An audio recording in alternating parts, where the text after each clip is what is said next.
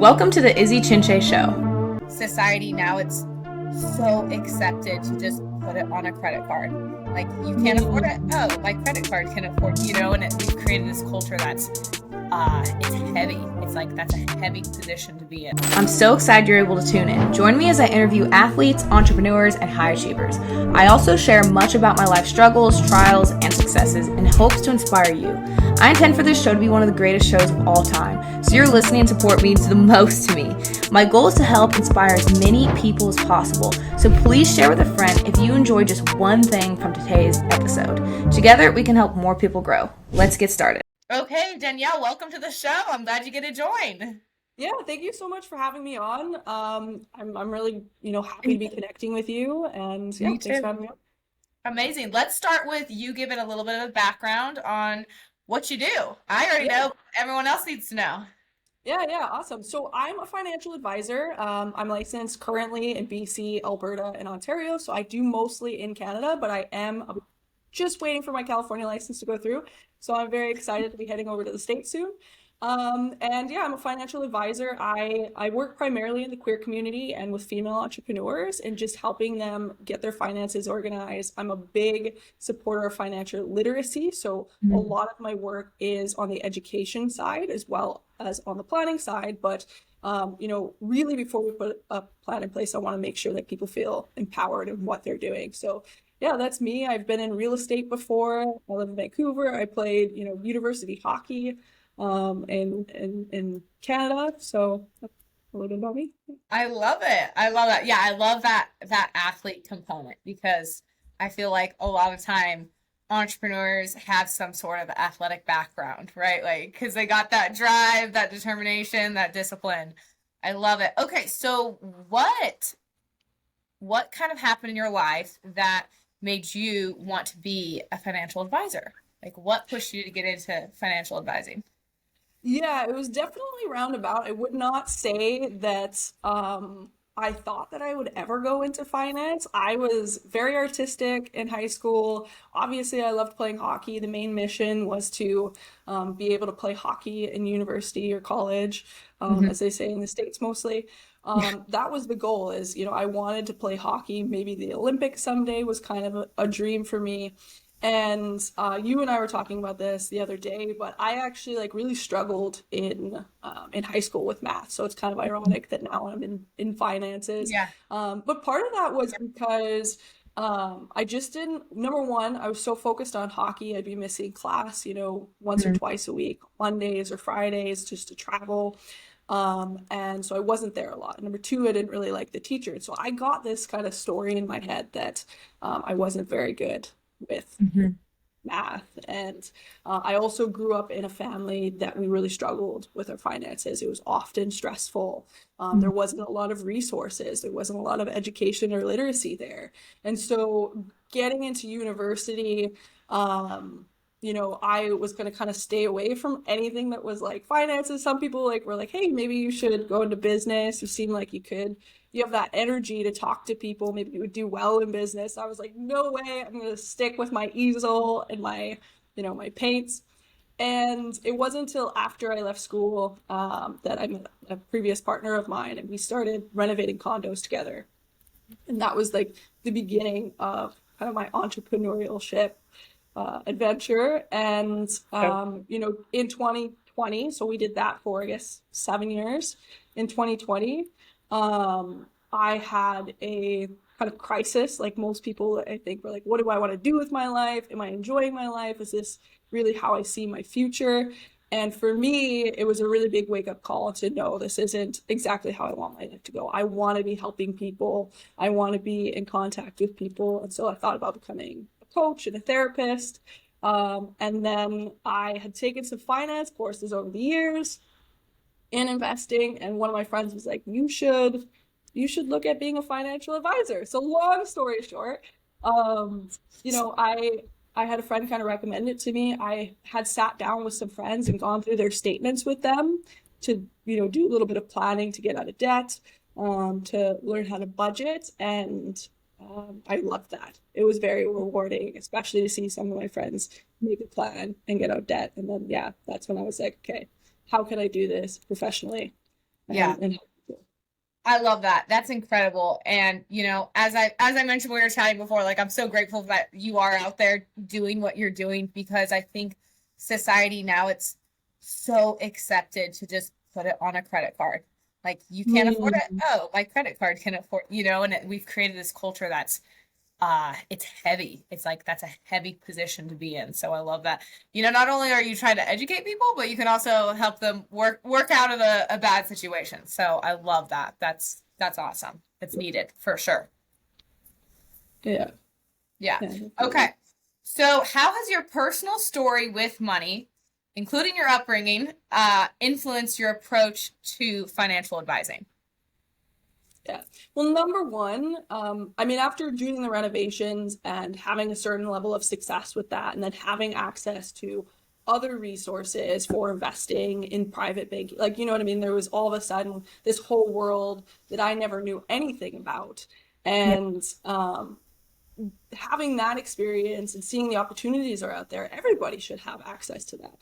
I'd say, growing up with a family that maybe didn't have access to those resources or things that were passed down from generation to generation, that is really what drives me in my work is making sure that this information is available to more people. Because everybody, it's not rocket science, but sometimes it takes knowing somebody who knows something to kind of get your foot in the door with it. So for me, the financial literacy is so important and making sure that people understand how the banking system works in their country, how like what is an investment, what is risk in investing, Yeah. kind of demystifying all this information that's often out there of like, you should do that, you should do this, and save 30%, of your paycheck for this, and only spend this much on your rent or whatever. I think that, yeah, I mean, to kind of loop the question back around is the education part. And after growing up in a family that didn't have that, it's important to me that everybody It's does. important. I love that.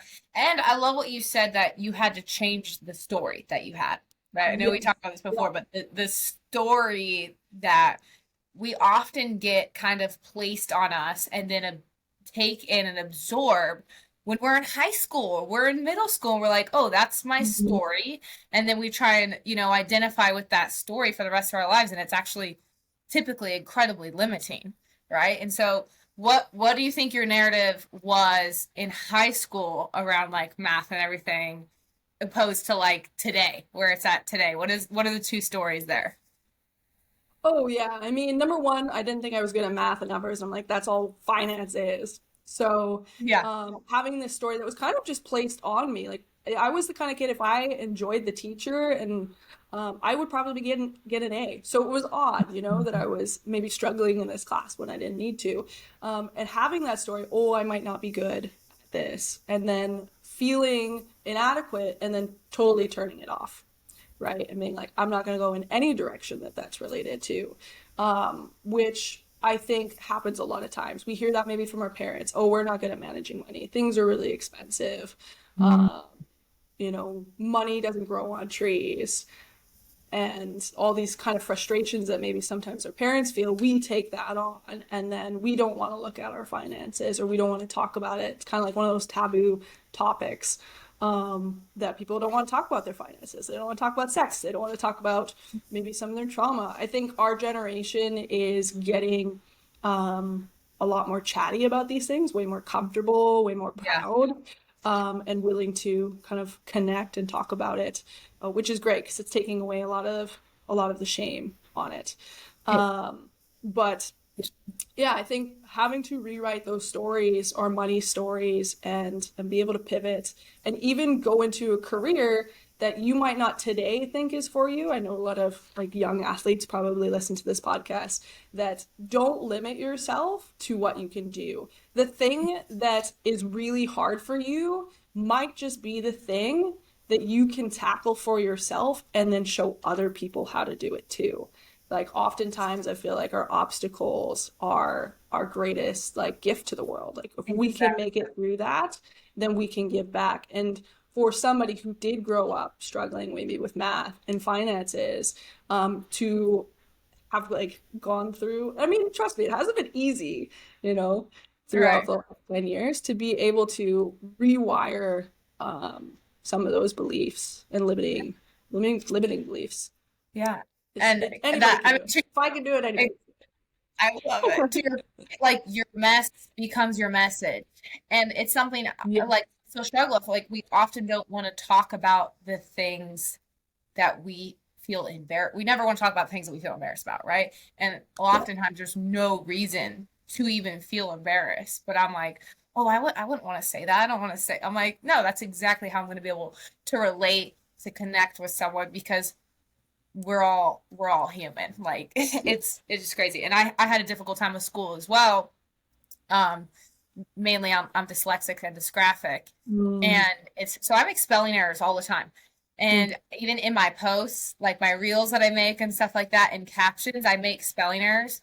And I've gotten better with it, but I'll have people like send it to me and be like, "Oh, you spelled that wrong." Like, and I think they're trying to be helpful, but it's like I've had to make that shift of being like, it used to like stab me in the gut. And I was like, ugh. And I'd be like, why do I feel that yeah. way? Why do I feel that way? I was like, because I feel like that, like I'm stupid. I was like that. I was like, I had to break it down and be like, okay, Mm, why am I having this reaction because I made a spelling error? mm, And like actually connecting to it because like, talking about being self-aware and finding the root of where our feelings come from, that is key to self-growth, right? If you can't be self-aware, you can't be mm, introspective, you're not going to improve your life because you won't even mm, have the ability to mm, look and be like, okay, yeah, I'm reacting way, way extreme on things that like aren't that big of a deal. So I love mm. that. I Yeah. relate for sure.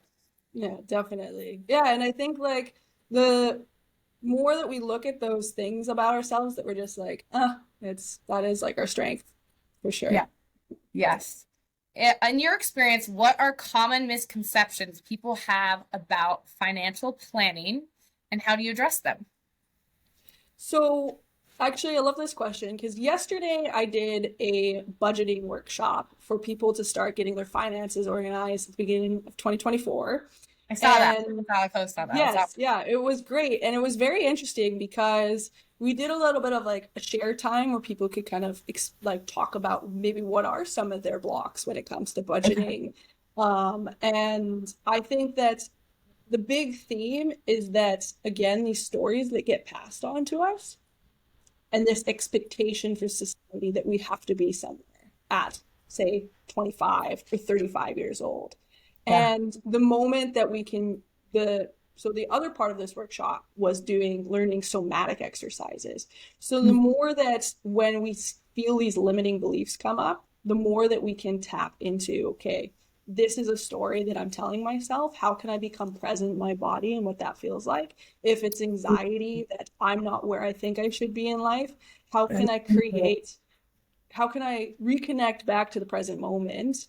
How can I ground my feet? How can I begin to understand what that feeling is? What is that feeling of anxiety? For me, it's Yeah. like my throat gets tight, my hands maybe get clammy. I Yeah. get, my heart burns a little bit.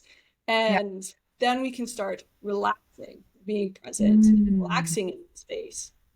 And whatever that story is that we have around getting our finances organized, or whether it's like about, for some people, maybe about socialism or capitalism, at the end of the day, we have money and it is going to cycle throughout. Like it's going to cycle through us, it's going to cycle to you, it's going to cycle to Yeah. different businesses and things. So the more that we can start rewriting those stories, especially with the nervous system in mind, I think we're able to move some of those blocks. So I think that a lot of that kind of misperception people have around financial planning, one comes from stories and what they, Mm. think they deserve in terms of money. And two, what was the other thing I just wanted to say on that? Um, Story. is I was I like, would say there's like a group of people that feel um, like I might talk to somebody and they're like, "Oh, my finances aren't quite ready. Like, I don't want to waste your time." I think there's a right person who can help somebody at every level. Like, you don't have to, I think people feel like they have to have it more figured out before they can work with a financial planner mm, or financial hmm advisor, but actually at any point in time, you can. Like for some clients that are maybe not ready, that's when I send them the budget sheet and I say, why don't you work on this for a little while? Uh, I think there's something out of it. Yeah. What does that budget Yeah. sheet look like when you send that? What are some of the marks on there? I'm curious. So I have it broken down into Okay. monthly categories, and then different expenses. So you'll have like your home expenses, which might be like rent, utilities, buying kitchen things, items, or whatever you need to like Yeah. furnish your house with. And then you have like, for me, I have like a whole health category, business category, Health would be like like sporting category.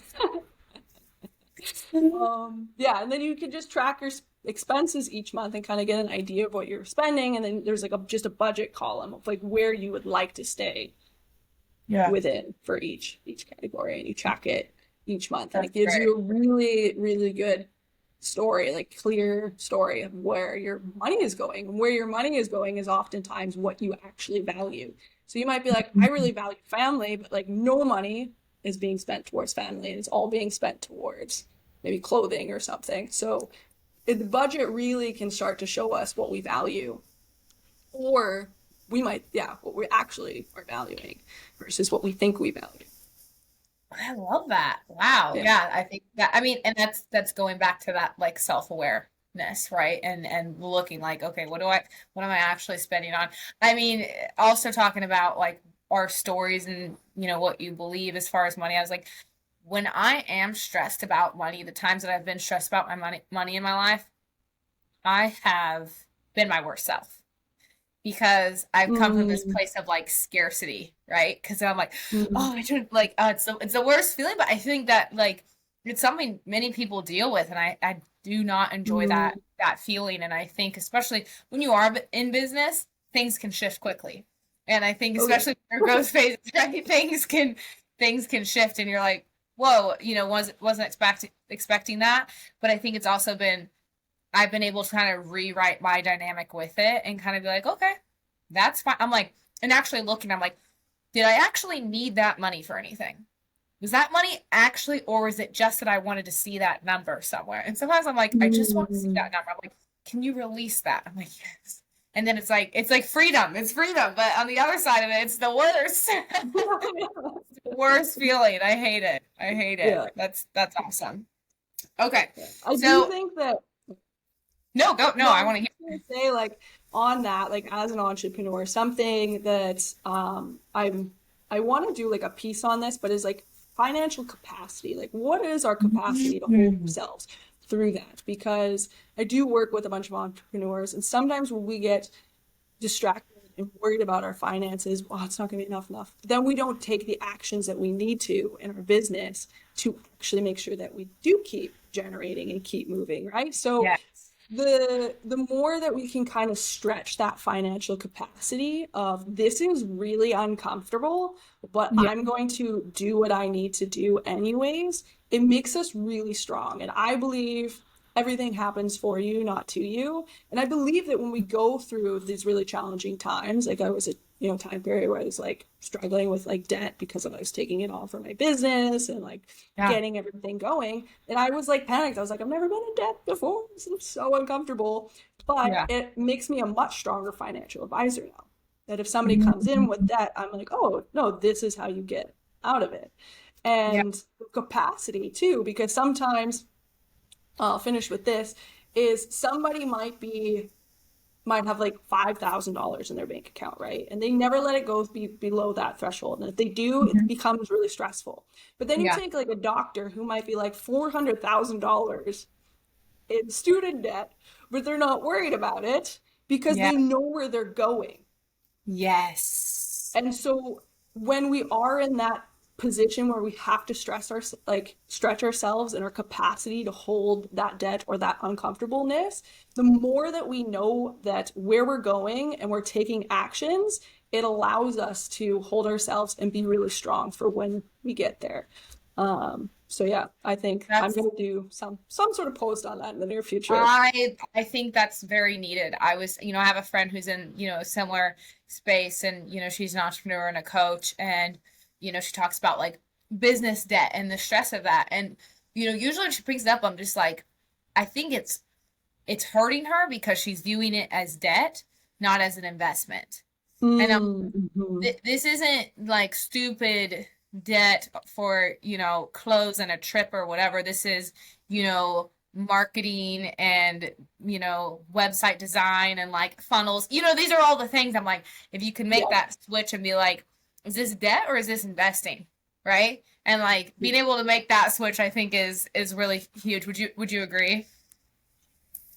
Oh yeah, absolutely. Like I don't see like when you are taking on like a loan, I like call it like a loan from the universe to go and do what you want to do, Yeah. right? To put it in I love motion. Like to me, that's like a huge tool of like manifestation. When you're like again not doing it for like trips and clothings and these kinds of things, right? that. If you're Right. like, oh, this is where I'm going. I'm willing to put in, 20 grand before I even make a dollar. It's like Yeah. a big like I'm committed, you know. There's Not that you power in have to do that, but there is. yeah. I think it's all mindset and how you can look at it. I think so. And just like I think even the debt of like time, I mean even me like building this podcast, I was like talking to my fiance, I was like, I don't even think I'm gonna reevaluate and think and switch anything until I've had an entire year worth of posting a podcast every single week. And if I'm not like, ooh, my numbers are skyrocketing, then I'm like, okay, I'll make, I'll reevaluate and see if we need to make some changes. But I think so early on, people are like, oh my gosh, it's not working. I need to change something. It's like, Mm. no, you just haven't been doing it long enough. Right? We got to stay in the game a little longer. I have to remind myself, I'm like, dude, we're not even going to reevaluate until you've been doing this for a year. Yeah. And I think there's also freedom in that, being like, all right, we're just gonna be We're working on planning it. in, like we're here, we're in it.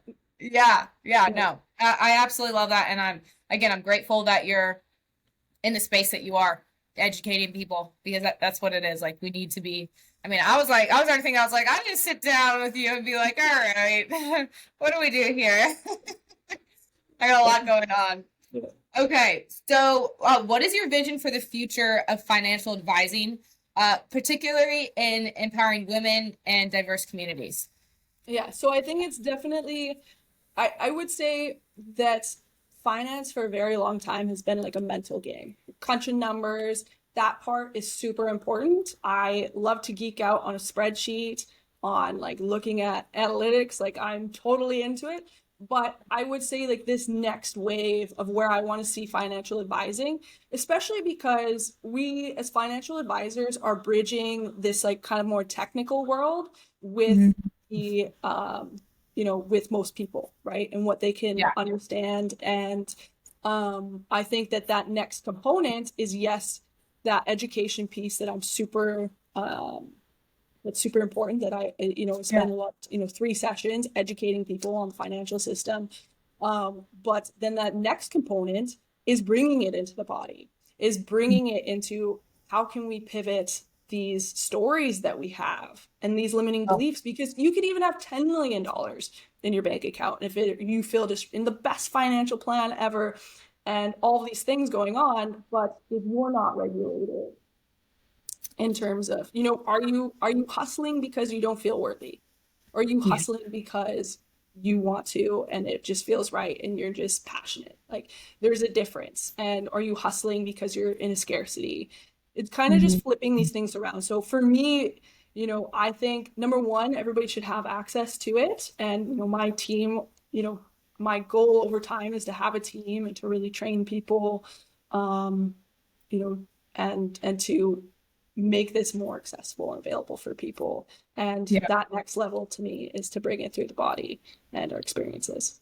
So Ah, I love that. I think that's huge because that's where I feel it first, right? Is in my body. I'm like, I'm like crippling. I have to ask myself that, why do you want to make so much money? And also, I think like some people can be weird about it, right? They're weird about like and making a lot of money, or be like, oh, really? oh You yeah. judgmental? Like you really want to? Why do you want to be rich? Why do you want to be rich? I'm like, because Yeah. I want to. I've always wanted to. you Well, know? that's a big one too. Like there's this idea called like our money blueprint, right? And that sometimes like I feel like maybe you've heard this before, but we have like a temperature gauge of who we are, like in our identity. And if we are typically between like 73 and 79 degrees, and we try to go outside of that, we naturally like cool ourselves or warm ourselves back up to this like specific area. And it's like that with money. Like if we feel like we can only earn so much, or we can only spend so much, or we can only save so much, we stay within this sphere. And it can be challenging to leave it because, like you just said, maybe we have this idea that people with money are greedy. Yeah. And people with money are alone. Like, you know, it's lonely at the top. And so we might actually prevent ourselves from like saying, hey, I want to make $500,000. And Yeah. somebody being like, why would you're greedy. Why would you want to do that? And you might actually like stop yourself from doing Yeah. that. Wow. And so I think it's like, yeah, knowing kind of where a thermostat is, and then what are those outside things that we're hearing from other people that would either one, we're feeling insecure and we feel like we need to chase after money, or we're feeling like, am I going to be put down if I have money? Yeah. I love that. You know, when as a couple years ago, I told my dad, you know, I was still playing soccer at the time, so obviously don't have a lot of money when you're an athlete. I mean, NIL changing it crazy now, but I was like, I don't know, we were just talking. I said we're looking at a super, super nice house, like a mansion. I was like, I'm gonna be so rich one day. I just said that, and he was Mm. like, well, I hope you're really happy one day. And I said, oh, I'm happy today. I said, I'm happy today. That I don't think that that's gonna make me happy. I already know I'm happy now. I'm happy having no money, but I know I want to be rich, and I've never had a problem saying that. I'm like, I know that, like that's where I'm at. You know, that's in me. But I think there is judgment around that. So sometimes it is uncomfortable to say, yeah, this is how much money I want to make, and I have a plan, and I'm going for it. Like we'll see when Yeah, we get there, yeah, right? So absolutely. And I think, you know, like I talk with people a lot of times about like privilege, you know, and like we all have a different level of privilege in our yeah, lives. Like, you know, I'm a young white woman, and there's just certain privileges that come with that. And I think part of my um having, you know, felt like I was reaching up at points, part of my like mentality with it is like, then I'm going to take everybody with me. Like if I'm going up, like I want to just take everybody. Like I don't need to do this solo. I don't want to do it solo. I did it solo for a little time. It was very depressing and lonely. yes, And you feel so disconnected from other people. To me, it's like it takes a community, it takes a village, yeah, and it's better that way. you know, no man left behind, no family left behind. Right? Ah, I love that. I think Yeah. that's true. Like just because, like I wouldn't find some great financial, you know, tip or trick and be like, oh, now I'm not gonna tell anyone it or something. You know what I mean? Like I feel like as soon as you find something awesome, you're like, oh, I'm like, oh, I gotta call it like my Yeah, brother. I got like 10 people. Yeah. Like, dude, okay. So, and it was the funniest thing. I didn't realize that with like a Roth, you can roll it over and invest in real estate with like out of Mm. penalty. There's a fee, but I just found that out like a couple weeks ago. Maybe that's like a very basic thing to know. I didn't know. I had to call my guy. I figured that out. And immediately I called my brother. I'm like, hey, dude, I know you have that Roth. Also, like, we have one since we were like 10. And I was like, I know you have that sitting there. I know, like, just so you know, you can roll it over and invest it. He's like, oh, that's awesome. I'm like, all right, let's go. But sharing it, exactly. Sharing the wealth of knowledge. Yeah. It's huge. And it's freeing. Doing Yeah. it on your own is no fun. No, it's not. It's draining. It's like it's not fulfilling. Like, and maybe some people maybe you like chase like material things for a hot minute, but Hmm. it's never going to be fulfilling. And I think most people, I'd say everybody's looking for fulfillment, you know, altogether. Yes. Yeah, purpose. Yeah, I'd say like, you know, purpose over even happiness, you know, fulfillment Yeah. over happiness. Like happiness is to me is in the similar spectrum as motivation, right? When it's there, it's awesome. When it's not, it's not, and that's okay. You can try and cultivate that, but it's gonna come and go. But Hmm. if I have purpose and my life is meaningful, I'm okay because the happiness is going to come and go Hmm. just like the motivation. And that's not something I struggle with because I'm like, well, I don't have to be happy all the time, but I have purpose. So, you know, I feel good about what I'm doing. Like, Yeah. Are you similar? Yeah, definitely. I mean, yeah, every emotion comes and goes, like happiness. It's just like that wave, right? That's Yeah. consistent in your life. Happiness is great, but also, I mean, yeah, sadness can be good. You learn a lot in those times. And but when we feel like personally, the moments where I felt like I have no idea what I'm doing, that's like when I'm like, okay, now I need to reevaluate. When you have, yeah, okay, I'm gonna add to this though. I feel like half the time that is entrepreneurship. I'm like, what am I doing? Okay, yeah. Well, you know where you're going. That means Yes. that more. Like you know where you're going, you know what your purpose is, you know how Yes. you're connecting with people, but sometimes you Yeah. have no idea what the like how is. Yeah. Like, I know, what are we doing? Like, I feel like this is what I'm supposed to be doing. So I'm doing it. Yeah, that's it. Yeah. Oh my gosh. That's why I'm so grateful to be able to connect with other entrepreneurs and be like, and I think that's in the beginning, I didn't realize that because I wasn't connecting with other entrepreneurs. Mm. And then the more I connect with it, I was like, oh, this is normal. It's just the roller coaster of emotions of like, oh, we're climbing, and you're like, oh, I don't know what's going on. Like, Like, yeah. yes, Slowly yeah, gets that's like higher and higher, but yeah, you're going like this the whole time, but you are going like that. Also, you yeah. just see it half the time. You're just like, it feels like I'm going up and down. Yeah, yeah, exactly. Yeah, yeah, but it's part of it, and I think it's a very specific personality, right? That likes it And I think because you can, I mean, to an extent, I think you can like learn and create that personality for yourself. Um, I yeah, mean, there will be certain people who are just like, I want to work for someone, and that's great because we need people to work for people. yeah, Um, but it is something that I think can be like, if you're like, oh, maybe you would want to do that, like you can learn. mhm. You will. Exactly. I agree. Yeah, if there's someone like, oh, I think I could do that, and I think also when it doesn't work for someone, they start something that doesn't work. They're like, oh, I just want to go back to the consistency. I said, the consistency of, working for someone else and paychecks every 2 weeks. I'm like, yeah, maybe you just didn't start the right thing, right? Maybe it doesn't mean that it's not for you altogether. You just weren't Hmm. working with the right people or you weren't doing the right thing. Um, I've started like 3 or 4 businesses before the one that I'm actually in. And most entrepreneurs that I talk to have like 5 other things that had going on before they found their one thing. And Yeah. they know that they're going to have like 10 other things as well. So I like that you said that. I think that's Hmm. important. Hmm. Okay. All right. So how do you approach the balance between risk and reward when helping clients with their investment strategies?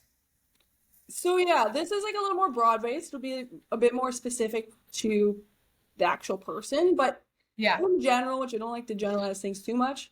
Number one, I guess I'll say this. There's 2 rules to an investment. One, it will never go to zero, and two, it will always gain over time. If it doesn't have those 2 principles, it's not an investment, it's speculation.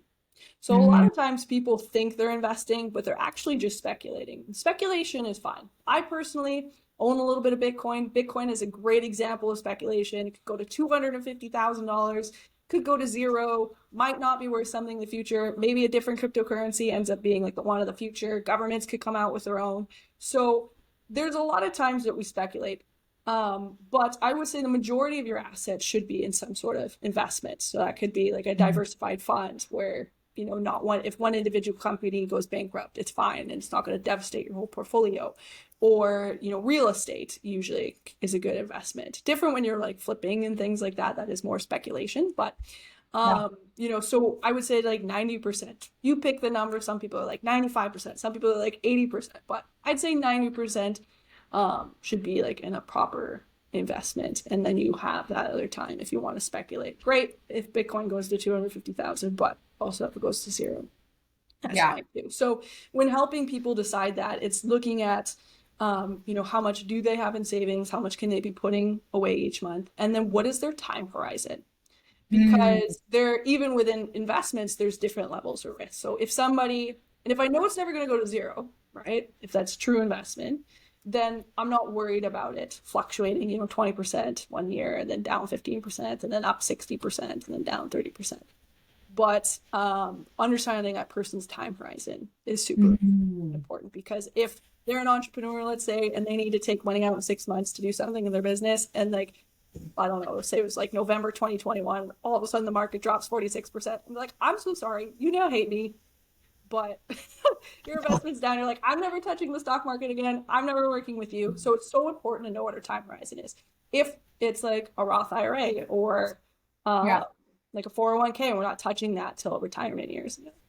It's fun. So Yeah. understanding like what an investment is and um, the time horizon is probably Yeah. the two main things I look at. Yeah, no, I love that. I think that's important. More people need to know about that. And then I think more people would, I mean, I don't think I know in general we benefit from having more business owners. And I think, in my opinion, I'm not a financial advisor, but I think, investing in some like in a business, I'm like, man, there's not, I mean, that and real estate, like there's certain things I'm like, they seem like very, very good options. Like, hey, would you agree with that? Definitely. I think like for myself right now, I mean, I've been putting money into the market in the last couple of years to like take advantage, but my main investment is just been in my business Yeah. because I can get myself, I've been the best rate of return out of like the market, housing, anything, right? So the Yeah. more that I can invest into my business, especially at this point in time, I'm like couple years in, there's so much growth to be had. Yeah. Like most of my money is to going invested. But I would say as business owners, it's really important to make sure you have proper, it's a little bit different in the States, but kind of similar, proper disability insurance. If you have Mhm. business loans, if you have just expenses that you have to pay, and if you get injured and all of a sudden you don't have income coming in, you're the main person driving your business, Yeah. what's going to be paying those bills? So having Yeah. adequate disability insurance, so important as well as even, yeah, so important as well as an emergency savings. And then, you could maybe put a little bit towards investments, but invest in your business, grow. If I can Yeah. hire an administrative assistant and she can do my paperwork and that gives me 4 more hours, there's so much I can do to generate revenue in my business in 4 hours. Yeah. So I yeah, I will be working with you to work to get a little overall view. I'm like, I need to figure out what we're doing. We need to maybe evaluate some things. I love that. And you're taking new clients on? If anyone wants to reach out to you to connect, they can. I am. Yeah. So right now I have a couple junior advisors that I'm mentoring right now. So depending Okay. on like just where your situation is, I may match you if you're a better match with maybe, but you'll still get my like overlook on everything. I'm definitely focusing on working with like a lot of entrepreneurs right now, Yeah. and businesses. So I really want to have my hands thick in that. But Well, the entrepreneurs listen to the podcast, yeah, so that's okay, good. entrepreneur Um, athletes. yeah, Yeah. so yeah, but if you're still young and you want to learn, Mhm. definitely still reach out. Our team is great, and it's good to find somebody who's at your level with you. And Yeah. you don't want to be, of course, you want somebody knowledgeable and experienced, but if you're like 25 and your financial advisor is 55, like they're gonna retire or pass away before you even get going. So find somebody in your realm, I really, that's good advice. That's understand really you good and has advice. walked your shoes too. Like, if you are a business owner and you want to work with an advisor who's never had a business, Yeah. they're not going to understand. So it's good to work with somebody who's walked your shoes and what's. That's great advice. Okay. So should they just connect with you on Instagram? Is that a good way to get in touch if they want to move forward and check it out? Check Yeah, you out? you can go onto my Instagram, Danielle.lemon. In my bio, I have my little website there. You can click on that and book in. Okay. Amazing. Last question for you.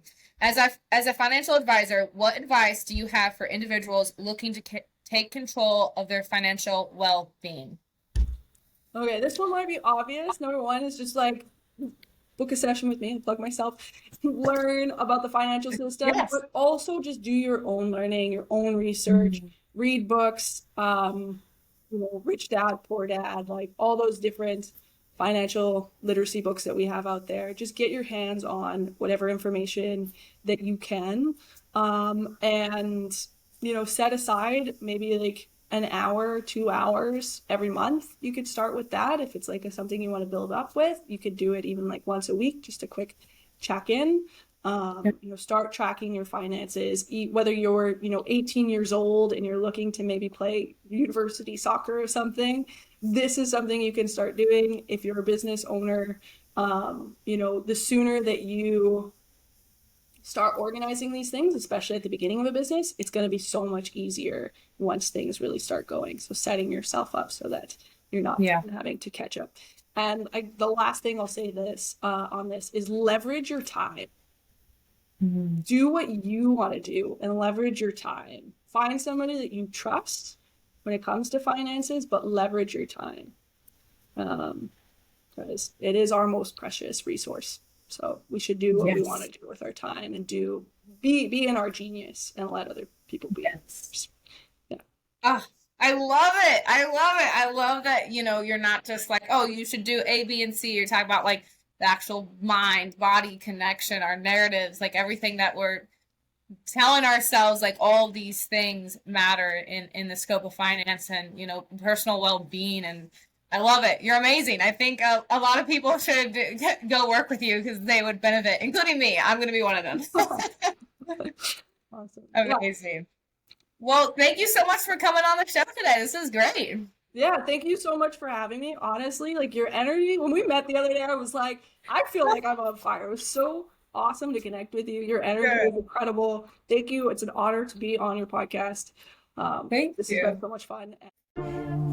Thank you so much for tuning in today. I'm so grateful for your support. I'm already excited for the next show. Turn on notifications and be on the lookout for my next episode. Also, please share the show with anyone you feel like might benefit from listening to. Thank you for all your love and support. I will see you soon.